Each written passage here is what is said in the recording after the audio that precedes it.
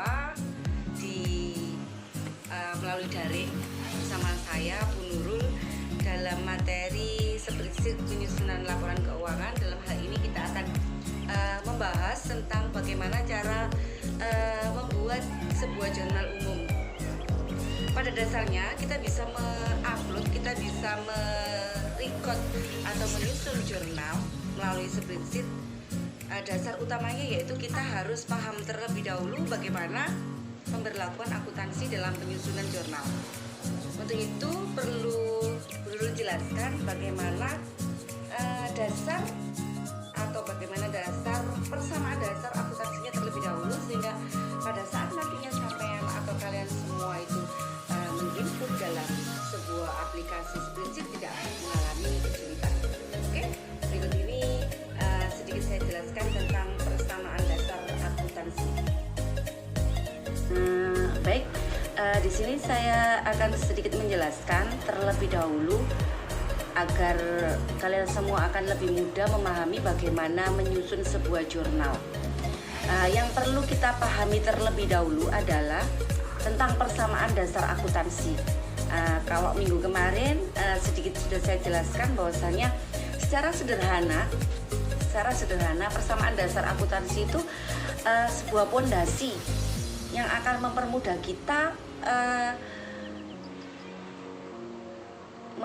kita untuk membuat sebuah laporan. Jadi dasarnya yaitu di persamaan dasar akuntansi itu adalah pondasi dari sebuah akuntansi. Rumusan yang sangat sederhana yaitu aktiva sama dengan pasiva. Kalau diturunkan lagi, aktiva itu sama dengan harta, sama dengan aset, ya. Aktiva itu sama dengan harta, ya. Nama lainnya harta, nama lainnya aset. Harta itu sama, sebanding, seimbang dengan kewajiban ditambah modal. Jadi sama dengan ini adalah sebanding, jumlah yang sama. Jadi aktiva jumlahnya akan sama dengan jumlahnya pasiva. Harta, total harta perusahaan jumlahnya akan sama atau sama dengan kewajiban ditambah modal. Jika kita jabarkan lebih luas lagi, maka kita akan bisa menarik sebuah benang merah, yaitu kas, harta. Di sini meliputi sama dengan bukan hanya harta saja, tapi bisa dijabarkan lagi. Fungsinya penjabaran ini adalah untuk menentukan atau mempermudah kita menemukan saldo normal, ya. Kalau kita tahu saldo normal, maka kita akan lebih mudah dalam menyusun sebuah jurnal. Kas, piutang, jadi dalam hal ini adalah piutang usaha, perlengkapan, peralatan, mesin, kendaraan ini sama dengan aktiva tetap. Kalau kita jabarkan berarti ada peralatan, mesin, kendaraan, beban, pembelian. Itu akan sama dengan hutang, modal, pendapatan, akumulasi penyusutan, dan penjualan. Kas sampai dengan pembelian, semua ini bersaldo normal di debit, ya. Maksudnya jika bertambah dicatat di sebelah debit dan jika berkurang dicatat di sebelah kredit. Ini adalah maksud daripada penjurnalannya. Begitu pula dengan hutang, modal, pendapatan, akumulasi penyusutan, penjualan. Akun-akun tersebut adalah bersaldo normal di sebelah kredit. Jika bertambah dicatat di sebelah kredit, jika berkurang dicatat di sebelah debit. Jadi lawannya yang sebelah kiri ini. Jadi yang sebelah kiri saldo normal yang di debit. Jika sebuah akun itu dalam suatu transaksi mengalami penambahan, maka jurnalnya akan dicatat di sebelah debit. Kebalikannya, jika dalam satu transaksi akun-akun ini mengalami pengurangan, ya berpengaruh berkurang, maka jurnalnya, akunnya dicatat di sebelah kredit. Itu pula dengan akun hutang sampai akun penjualan dikatakan sebagai saldo normal di sebelah kredit. Jika bertambah dicatat di sebelah kredit. Maksudnya jika akun-akun ini dalam sebuah transaksi mengalami pengaruh bertambah, maka akan dicatat jurnalnya akun tersebut di sebelah kredit. Kebalikannya, jika berkurang dicatat di sebelah debit. Itu sekilas daripada persamaan dasar akuntansi yang ini mungkin akan mempermudah pemahaman kalian, pemahaman sampean, sehingga transaksi apapun Anda tidak akan mengalami kesulitan dalam pembuatan jurnal. Oke, dari sini mari kita bahas soal yang ada di lembar kerja siswa kemarin ya. Itu kan ada sebuah latihan yang mana kalian semua diperintahkan untuk menyusun sebuah jurnal ya, sebuah jurnal. Transaksinya di sana sudah berupa transaksi analisis, bukan transaksi bukti transaksi ya, tapi sebuah analisis. Silakan dibuka untuk lembar kerja siswanya. Oke. Di sana perintahnya adalah buatlah jurnal untuk transaksi-transaksi berikut. Ya. Kalian disuruh membuat sebuah jurnal. Di sana sudah ada 10 transaksi ya. Kebetulan itu transaksinya di periode Maret 2002. 5 Maret, jadi bulan Maret 2002. Oke, kita coba menyusun sebuah jurnal dari transaksi-transaksi yang telah disediakan di lembar kerja siswa tersebut. Yang pertama, transaksi yang pertama, tanggal 5 Maret 2002, Tuan Rangga menyetorkan uang ke perusahaan sebesar 50 juta sebagai setoran modal. Berdasarkan informasi tanggal 5 Maret 2002, ini Tuan Rangga adalah sebagai pemilik perusahaan, sehingga perusahaan ini adalah perusahaan yang bersifat perorangan. Kalian semua saya anggap sebagai akuntannya Tuan Rangga. Nah, akibat adanya transaksi tanggal 5 Maret ya, itu kan di sana dijelaskan Tuan Rangga menyetorkan uang ke perusahaan sebesar 50 juta sebagai setoran modal. Jadi Tuan Rangga menyerahkan sejumlah uang 50 juta kepada kalian. Kalian sudah menerima uang 50 juta dari Tuan Rangga. Nah, kalian sebagai akuntan, apa yang perlu dicatat? Bagaimana pencatatan sebuah jurnal atas transaksi tanggal 5? Mari kita coba bahas sedikit tentang jurnal untuk tanggal 5 ini. Nah, pastikan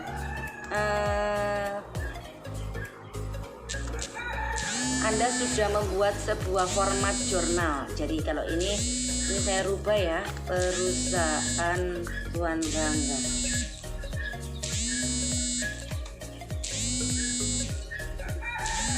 Perusahaan Tuan Rangga.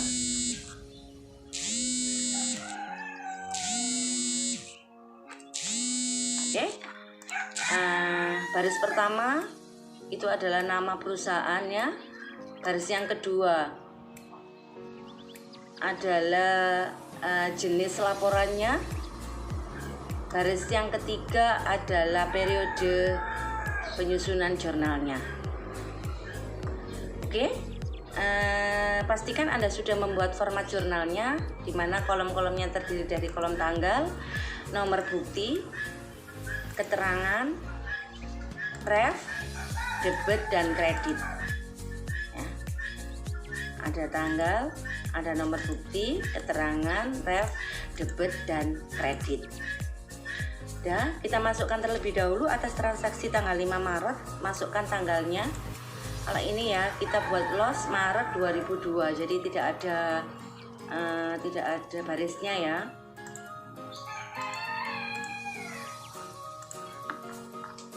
seperti ini ya. Terus kita ketik, kita tulis tanggal 5. Nah, tanggal 5 jurnalnya. Kalau tadi Tuan Rangga menyetorkan uang ke perusahaan sebesar 50 juta, berarti karena kalian semua adalah menerima uang 50 juta, maka uang adalah sama dengan setara dengan kas. Maka kalau kita melihat dari persamaan dasar tadi lah, posisi kas kan di sebelah kiri ya, di sebelah aktiva, di sebelah harta. Kalau kita urut ke bawah, kas kita bertambah apa berkurang? Oke, benar, bertambah. Kalau bertambah, jika ya kas itu bertambah, maka dicatat di sebelah debit. Jika berkurang dicatat di sebelah kredit. Karena ini transaksi tanggal 5 mengakibatkan pengaruh kas bertambah, maka kas dicatat di sebelah debit. Nah, nih pencatatannya. Kalau debit itu agak mepet ke sebelah kiri, sedangkan kalau mencatat sebelah kredit masuk ke dalam sedikit, jadi tidak lurus dengan yang di debit. Ditulis debit kas, nominalnya 50 juta.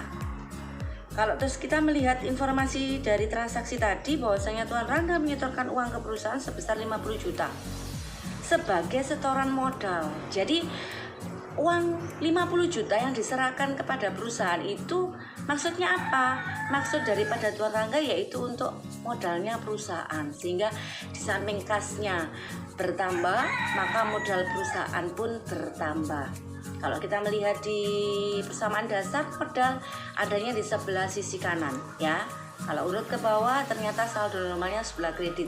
Jika mengalami pertambahan, maka jurnalnya dicatat di sebelah kredit.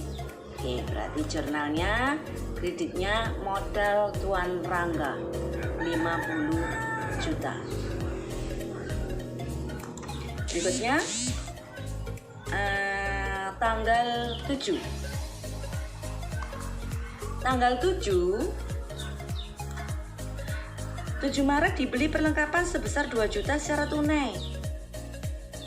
Jadi kita membeli perlengkapan secara tunai, kita mengeluarkan uang senilai 2 juta, kita membawa pulang perlengkapan karena kita membeli.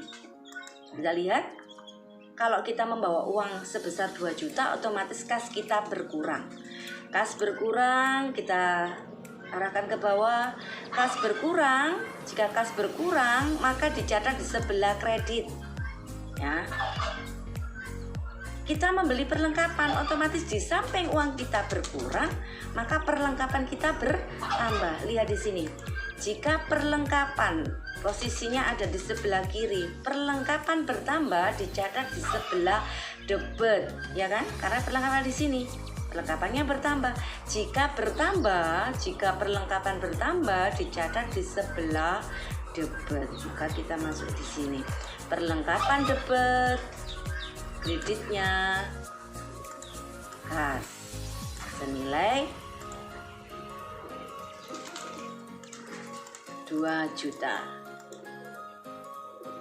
Oke. Berikutnya tanggal 15. Tanggal 15 Maret 2002 dibeli sebuah mobil seharga 90 juta secara kredit dengan uang muka sebesar 10 juta. Ya, dengan uang muka sebesar 10 juta. Jadi mobil itu harganya 90 juta, kita baru mengeluarkan uang 10 juta. Sehingga sisanya yaitu 8 juta kita masih berhutang kepada si penjual mobil. Ya. Oke.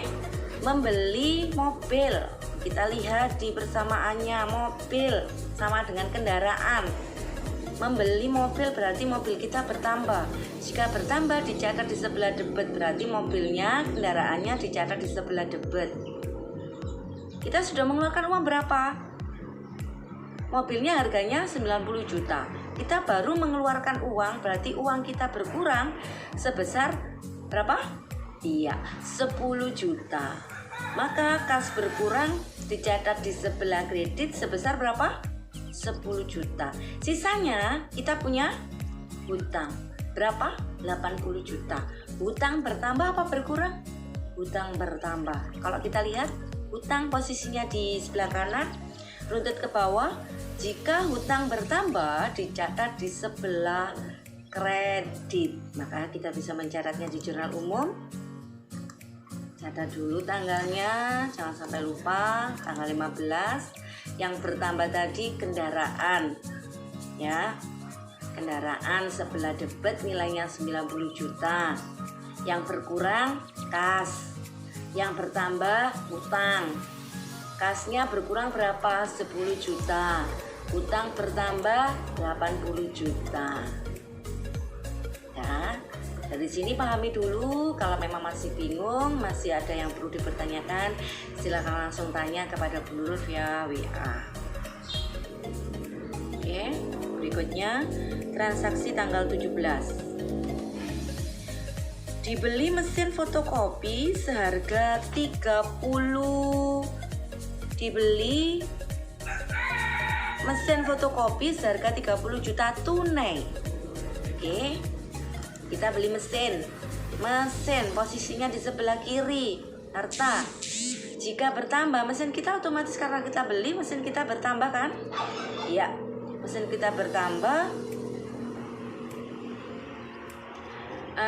senilai 30 juta. Di samping mesin kita bertambah karena kita membeli secara tunai, maka kas atau uang tunai kita pun berkurang, ya kan? Diimbangi dengan berkurangnya kas. Kas berkurang dicatat di sebelah kredit, mesin bertambah dicatat di sebelah debit. Oke, kita aplikasikan ke jurnal. Masukkan tanggalnya. Tanggal 17, mesin fotokopi bertambah dicatat di sebelah debit. Kreditnya kas. Kreditnya kas karena kas kita berkurang 30 juta. Kas berkurang dicatat di sebelah kredit, nilainya 30 juta. Oke. Transaksi berikutnya tanggal 20 Maret diterima pendapatan sebesar 15 juta. Jadi tanggal 20 Maret diterima pendapatan sebesar 15 juta. Oke, kita lihat di sana pendapatan. Nih, jika pendapatan bertambah karena posisi pendapatan adalah di sebelah kanan, jika bertambah dicatat di sebelah kredit, maka kita tadi kan ada penambahan pendapatan, penerima pendapatan otomatis pendapatannya bertambah. Jika bertambah dicatat di sebelah kredit, ya. Terus di samping pendapatannya kita dapat pendapatan, kita juga dapat uang.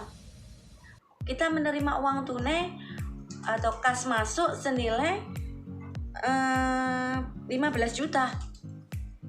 Maka kas bertambah dicatat di sebelah debit. Kalau kita aplikasikan ke jurnal transaksi tanggal 20, jurnalnya semacam ini. 20 tulis tanggalnya. Karena kita dapat uang tunai 30 juta, maka catat kas bertambah 15 juta, kreditnya pendapatan usaha. Di sebelah kredit 15 juta karena pendapatan kita bertambah. Pendapatan bertambah dicatat di sebelah kredit. Berikutnya transaksi tanggal 22. Nah, transaksi tanggal 22, perhatikan. Dibayar beban telepon sebesar 500.000. Tanggal 22. Tanggal 22 dibayar beban telepon. Beban masuknya di mana? Oh, ini sebelah kiri. Jika bertambah dicatat di sebelah debit karena kita membayar beban, berarti beban kita bertambah. Ya kan? Beban kita bertambah, maka dicatat di sebelah debit. Di samping kita beban kita bertambah, kita juga mengeluarkan uang. Berarti kas kita berkurang. Kas berkurang dicatat di sebelah kredit. Coba kita aplikasikan ke jurnal. Jangan lupa masukkan tanggalnya. Oke. Tanggal sudah dimasukkan. Debit beban listrik, kreditnya kas. Maaf, debit beban telepon. Ya, tadi jika Jika beban bertambah dicatat di sebelah debit. Dan kebalikannya, pada saat itu pula kita mengeluarkan sejumlah uang 500.000, otomatis kas kita berkurang. Kas berkurang dicatat di sebelah kredit, nominalnya 500.000. Berikutnya tanggal 25 Maret 2002 dibayar angsuran pembelian mobil sebesar 3 juta. Ya. Dibayar angsuran pembelian mobil sebesar 3 juta. Ini maksudnya hubungannya dengan transaksi tanggal 15 kemarin. Tanggal 15 kemarin kita beli mobil baru bayar 10 juta. Lah ini perusahaan mengangsur tanggal 25, dibayar angsuran pembelian mobil sebesar 3 juta. Otomatis kalau kita ngangsur hutang kita yang tanggal 5 kemarin, hutang kita bertambah apa berkurang ya? Oke, hutang kita akan berkurang senilai 3 juta. Nah, kita lihat materi hutang. Hutang posisinya di sebelah kanan. Ya, posisinya di sebelah kanan. Kalau sebelah kanan, hutang kita tadi berkurang 3 juta lagi karena kita bayar hutang 3 juta, ya. Jika hutang berkurang dicatat di sebelah debit. Pada saat kita membayar hutang, otomatis kas kita berkurang diimbangi dengan kas berkurang. Kas berkurang dicatat di sebelah kredit. Saya ulang, hutang kita berkurang dicatat di sebelah debit. Kas kita berkurang dicatat di sebelah kredit. Kita aplikasikan, tanggalnya masukkan, jangan sampai lupa. Ya, sudah. Debitnya utang usaha, kreditnya kas senilai 3 juta. Lanjut. Tanggal 26 Maret 2002 diterima pendapatan sebesar 10 juta. Jadi kita menerima uang. Uang itu apa maksudnya? Uang itu adalah uang pendapatan kita, pendapatan usaha kita sebesar 10 juta. Maka kita lihat materinya. Kita menerima uang kas. Kas kita bertambah 10 juta. Jika kas bertambah dicatat di sebelah debit. Pendapatan kita pun bertambah. Kas itu maksudnya apa? Kita menerima uang 10 juta lah. Uang 10 juta itu loh pendapatan. Oh, berarti pendapatan kita bertambah lagi 10 juta. Pendapatan di sebelah, posisinya adalah di sebelah kanan ya. Di sebelah kanan. Maka jika pendapatan bertambah, maka dicatat di sebelah kredit. Maka kita masukkan di sini. Nah, jangan lupa masukkan tanggal. Kita coba membuat jurnal tanggal 26. Pendapatan bertambah dicatat di sebelah. Nah, ini salah. Pendapatan bertambah dicatat di sebelah kredit. Kas bertambah dicatat di sebelah debit. Ya kan? Jadi kita dapat uang kan 10 juta. Berarti kas kita bertambah. Kas bertambah dicatat di sebelah debit. Oke. Nah, transaksi berikutnya. 27 Maret dijual sebuah mesin fotokopi seharga 25 juta secara kredit. Kita menjual aktiva kita. Tapi pada saat kita menjual, barang sudah kita serahkan kepada si pembeli, kita belum menerima uangnya. Sehingga kita punya apa? Kita punya piutang, ya. Masukkan di sini. Kita lihat di sini. Transaksi kita menjual mesin fotokopi, berarti mesin fotokopi kita berkurang apa bertambah? Oke. Mesin posisinya di sebelah kiri, mesin kita berkurang, dicatat di sebelah kredit, ya kan? Kita sudah dapat uang belum? Belum. Terus, karena kita menjual belum menerima uang, maka apa? Iya, kita mempunyai piutang, tagihan kepada pihak lain. Ya, tagihan kepada pihak lain. Piutang kita bertambah apa berkurang? Piutang kita bertambah. Jika bertambah dicatat di sebelah debit, mesin kita berkurang dicatat di sebelah kredit. Kita aplikasikan, masukkan tanggalnya. Nah, debit piutang usaha, kreditnya mesin fotokopi. Nominalnya 25 juta. Transaksi terakhir. Tanggal 30 Maret 2002 dibayar gaji pegawai sebesar 2 juta. Ya. Sebesar 2 juta. Saya ulang. Tanggal 30 Maret 2002 dibayar gaji pegawai sebesar 2 juta. Jadi perusahaan telah mengeluarkan sejumlah uang untuk membayar gajinya karyawan. Otomatis kalau mengeluarkan uang untuk gaji karyawan, kasnya kasnya berkurang. Kas berkurang dicatat di sebelah kredit.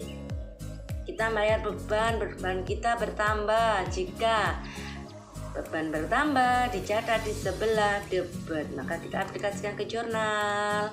Jangan lupa masukkan tanggal dulu.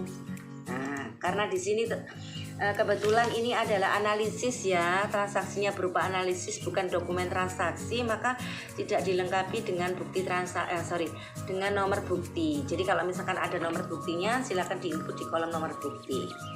Sedangkan kolom ref ini dikasih nomor akunnya atau tanda centang. Pada saat kapan kita mengisi kolom ref? Pada saat kita melakukan proses posting. Ya, posting ke buku besar. Kalau misalkan kas sudah dipindahkan ke buku besar, maka dikasih centang atau nomor akun. Nomor akunnya kas. Kalau ini nomor akun masing-masing akun ini. Nah, itu maksudnya. Ya, setelah itu kita jumlahkan antara posisi debit dan kreditnya. Ya, jumlahnya mesti harus sama. Ya, ini. Ya. 28 beban gaji, kreditnya kas senilai 2 juta. Ini pembahasan tentang latihan yang ada di lembar kerja siswa. Kalau memang belum paham, bisa dipahami dulu. Jangan, saya nggak bisa Bu, pahami dulu sesuai dengan materi yang ini. Ya, sudah saya sediakan materinya ini. Ya. Nah, ini materinya. Kita ke bawah, ini hasilnya. Nah, ini silakan dipahami. Oke. Nah, terus baru kita akan mudah menyusun sebuah jurnal. Itu dari saya pada kesempatan ini. Silakan dipahami dulu materinya. Ya. Silakan dipahami materi-materi tentang jurnal. Nah, kalau kita sudah tahu, oh ini transaksi nomor tanggal 5 ini transaksi seperti ini, jurnal seperti ini, maka kita akan lebih mudah dalam menginput pada spreadsheet. Jadi spreadsheet itu tetap membutuhkan sebuah human, sebuah SDM yang mahir dalam bidang akuntansi atau profesional di bidang akuntansi. Kalau kita nggak ngerti dasarnya akuntansi, ya nggak bisa menyusun laporan melalui spreadsheet, meskipun ini media elektronik, ya gitu. Ya, pahami dulu sekali lagi jurnal-jurnalnya di setiap transaksi, ya transaksi. Ini ada tanggal 5, tanggal 17 sampai tanggal 28. Jangan lupa bawahnya kasih jumlah. Ini ya. Ini adalah format atau jurnal umum yang tadi kita coba menganalisis dari transaksi yang sudah ada di lembar kerja siswa. Tuh. Dasarnya apa? Dasar materi ini yaitu persamaan dasar. Ya, ini persamaan dasar akuntansi yang akan mempermudah kita dalam menyusun laporan keuangan, yaitu dalam hal ini adalah masih tahapan penyusunan jurnal. Nih, nah, oke. Sebagai evaluasi tolak ukurnya, apa kalian memang benar-benar sudah paham apa belum? Silakan Anda mencoba. Nah, ini kita harus semangat berlatih. Kalau pengen mahir akuntansi, ya harus sering-sering latihan. Nah, ini sudah disiapkan Bu Nurul. Ini latihan. Coba dibuat, dikerjakan dalam seperti format tadi. Kalau belum paham silakan dibuka materi ini. Nah ini tuh, nah ini silakan dikerjakan di buku tugas masing-masing. Nih, jadi ada cukup 5 transaksi saja ya, 5 transaksi. Oke, ini perlu saya ralat ya, ini belum ada tanggalnya. Saya taruh dulu ya, tanggal 1 tanggal 2 Januari, ini Januari 2020. Nah, terus ini tanggal 10 Januari 2020. Oke, diterima pendapatan tanggal 15 Januari 2020. Oke, dibelinya tanggal misalnya 22 Januari 2020. Sip. Tanggalnya belum ada ya, tanggal. Oke, dan terakhir tanggal 25 Januari 2020. Dan cukup 5 transaksi dulu. Silakan dicoba untuk mengerjakan. Oke. Oke. Hasilnya silakan difotokan via Japri Bu Nurul ya. Oke, selamat mencoba. Dari saya Bu Nurul, apabila ada kurang dan lebihnya saya mohon maaf yang sebesar-besarnya. Tetap semangat belajar meskipun kita tidak bisa bertatap muka, tapi harapannya Bu Nurul melalui media ini Anda semua tetap semangat belajar dan bisa atau mampu atau mahir dalam menyusun jurnal umum. Semangat belajar dan salam sehat untuk kita semua. Saya akhiri cukup sekian. Wassalamualaikum warahmatullahi wabarakatuh.